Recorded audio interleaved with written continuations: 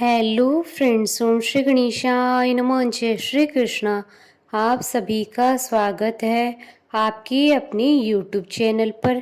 Friends, आज हम आपको इस वीडियो में बताने जा रहे हैं आषाढ़ मास की शुक्ल पक्ष की देवशयनी एकादशी का शुभ मुहूर्त, पूजा विधि, व्रत के नियम, चतुर्मास में क्या कार्य करें और क्या कार्य न करें, देवशयनी एकादशी की पौराणिक व्रत कथा, महत्व और देवशयनी एकादशी के दिन किए जाने वाले उपायों के बारे में। फ्रेंड्स, वीडियो शुरू करने से पहले आपसे रिक्वेस्ट है, अगर आप हमारे चैनल पर नए हैं और आपने अभी तक चैनल को सब्सक्राइब नहीं किया है तो प्लीज़ सब्सक्राइब कीजिएगा चैनल को, साथ ही प्रेस कीजिएगा बेल आइकन को, जिससे नए वीडियो से रिलेटेड नोटिफिकेशन आपको तुरंत प्राप्त हो सके। और वीडियो पसंद आने पर वीडियो को लाइक और शेयर ज़रूर कीजिएगा ताकि सभी भक्तों को इस वीडियो का लाभ प्राप्त हो सके। और कमेंट बॉक्स में जय श्री कृष्णा जरूर लिखिएगा। आषाढ़ मास की शुक्ल पक्ष की एकादशी को देवशयनी एकादशी होती है। सभी एकादशी भगवान विष्णु को समर्पित होती है। आषाढ़ माह की शुक्ल पक्ष की एकादशी को आषाढ़ी एकादशी भी कहते हैं। इसे देवशयनी एकादशी, हरिशयनी एकादशी और पद्मनाभा एकादशी आदि नामों से जाना जाता है। ये भगवान विष्णु का शयन काल होता है। पुराणों के अनुसार इस दिन से भगवान विष्णु 4 मास के लिए क्षीर सागर में शयन करते हैं, इसलिए इसे हरिशयनी एकादशी भी कहा जाता है। इसी दिन से चतुर्मास प्रारंभ होता है। आषाढ़ी एकादशी या देवशयनी एकादशी भगवान विष्णु का शयन काल होता है।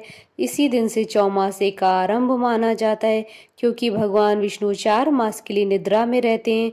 इसलिए इस समय में विवाह समेत कई शुभ कार्य वर्जित माने जाते हैं। इन दिनों में तपस्वी भ्रमण नहीं करते हैं, वे एक स्थान पर रहकर तपस्या करते हैं। इन दिनों में केवल ब्रज की यात्रा की जाती है, क्योंकि इन 4 महीनों में पृथ्वी के समस्त तीर्थ ब्रज में आकर निवास करते हैं।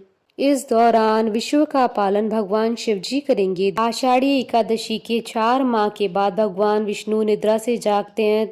इस तिथि को प्रबोधनी एकादशी या देव उठनी एकादशी भी कहा जाता है। जो भी भक्त भक्ति भाव से देवशयनी एकादशी का व्रत रखता है, उसकी सभी मनोकामनाएं पूर्ण होती हैं और सभी पापों का नाश हो जाता है। मृत्यु के बाद उसे स्वर्गलोक की प्राप्ति होती है।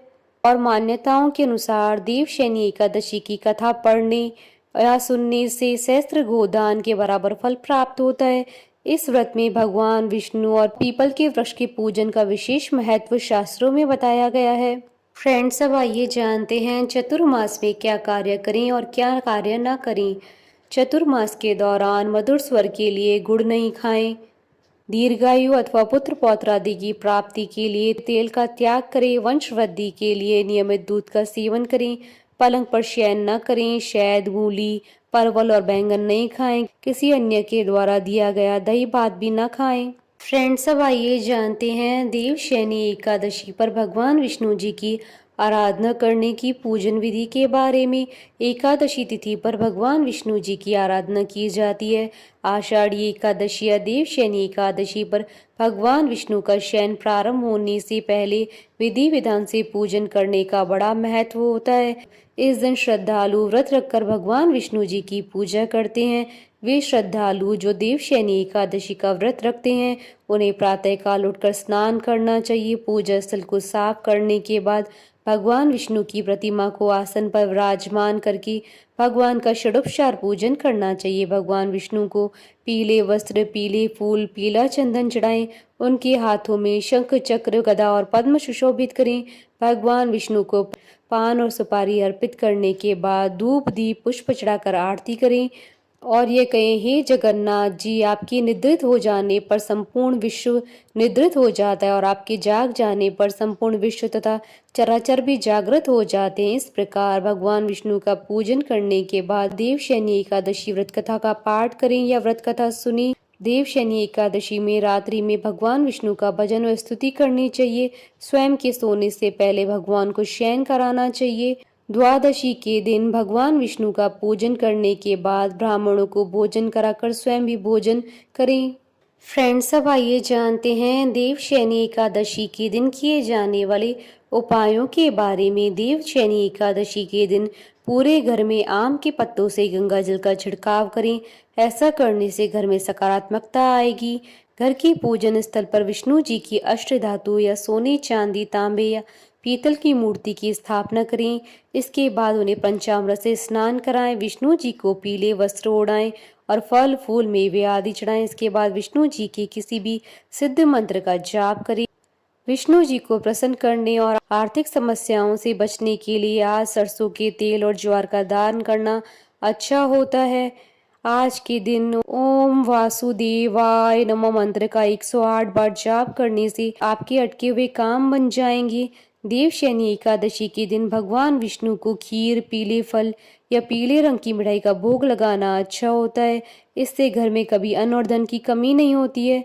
धन प्राप्ति के लिए देवशयनी एकादशी पर भगवान विष्णु जी के साथ माता लक्ष्मी जी की भी पूजा करें। ऐसा करने से घर में माँ लक्ष्मी का वास होगा, साथ ही घर में रहने वालों की तरक्की होगी। फ्रेंड्स, अब आइए जानते हैं देवशयनी एकादशी के शुभ मुहूर्त के बारे में। हिंदू पंचांग के अनुसार इस बार देवशयनी एकादशी 10 जुलाई 2022 रविवार के दिन है। आषाढ़ शुक्ल एकादशी तिथि प्रारंभ होगी 9 जुलाई 2022 को शाम 4:39 पर और आषाढ़ शुक्ल एकादशी तिथि का समापन होगा 10 जुलाई 2022 को दोपहर 2:13 पर। उदय तिथि के आधार पर देवशयनी एकादशी व्रत 10 जुलाई 2022 को रखा जाएगा। व्रत पारण का समय रहेगा 11 जुलाई 2022 को सुबह 5:41 से सुबह 8:25 तक और हरिवासर समाप्ति का समय रहेगा सुबह 11:13 पर। फ्रेंड्स, अब आइए प्रारंभ करें देवशयनी एकादशी की व्रत कथा।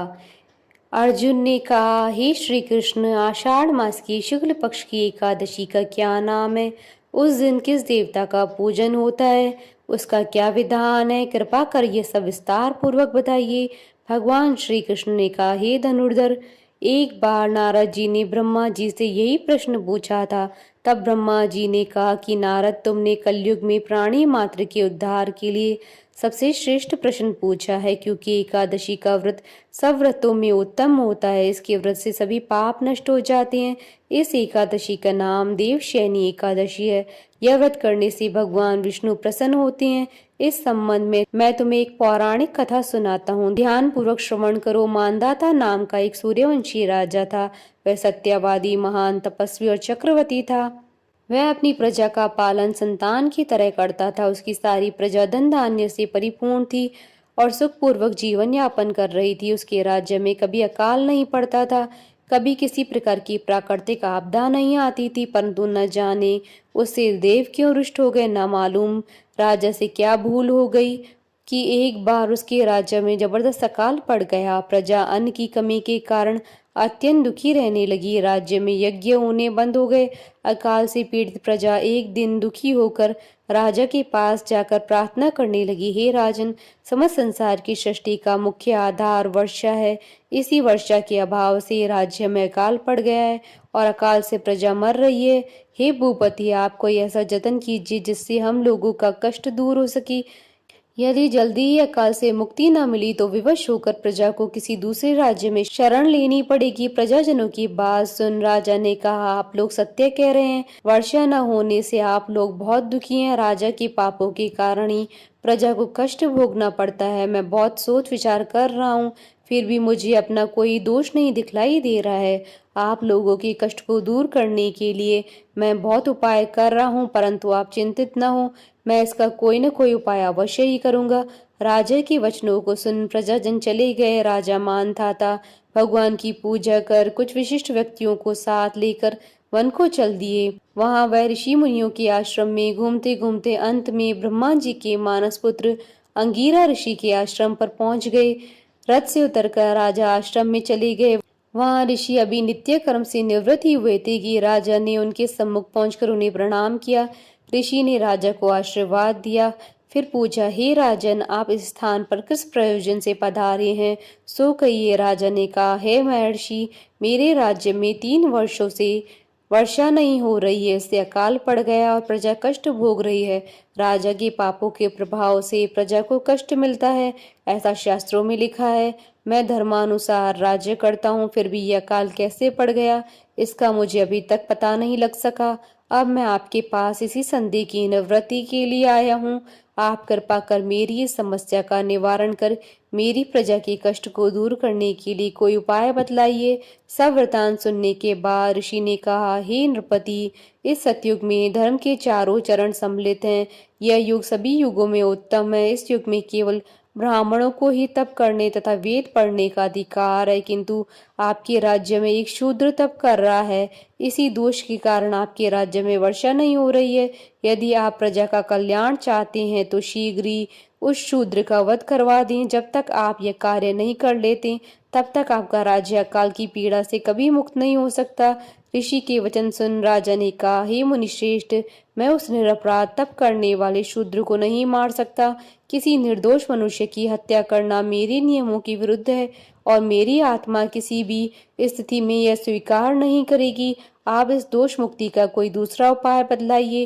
राजा को विचलित जान ऋषि ने कहा, हे राजन, यदि आप ऐसा ही चाहते हो तो आषाढ़ मास की शुक्ल पक्ष की देवशैनी नाम की एकादशी का विधान पूर्वक व्रत करो। इस व्रत के प्रभाव से तुम्हारे राज्य में वर्षा होगी, प्रजा भी पूर्व की भांति सुखी हो जाएगी, क्योंकि इस एकादशी का व्रत सिद्धियों को देने वाला और कष्टों से मुक्त करने वाला है। ऋषि के इन वचनों को सुनकर राजा अपने नगर में वापस आ गया और विधान पूर्वक देवशैनी एकादशी का व्रत किया। इस व्रत के प्रभाव से राज्य में अच्छी वर्षा हुई और प्रजा को अकाल से मुक्ति मिली। इस एकादशी को पद्मा एकादशी भी कहा जाता है। इस व्रत को करने से भगवान विष्णु प्रसन्न होते हैं। अंत में मोक्ष की इच्छा रखने वाले मनुष्य को इस एकादशी का व्रत करना चाहिए। चतुर्मास व्रत भी इसी एकादशी के व्रत से आरंभ किया जाता है। कथा सार, अपने कष्टों से मुक्ति पाने के लिए किसी दूसरे का बुरा नहीं करना चाहिए। अपनी शक्ति से और भगवान पर पूरी श्रद्धा और आस्था रखकर संतों के कथनानुसार सत्कर्म करने से बड़े बड़े कष्टों से सहज मुक्ति मिल जाती है। बोली भगवान विष्णु की जय, सनातन धर्म की जय। हमारे साथ इस वीडियो में अंत तक बने रहने के लिए आपका धन्यवाद। ओम श्री गणेशाय नमः। जय श्री कृष्णा।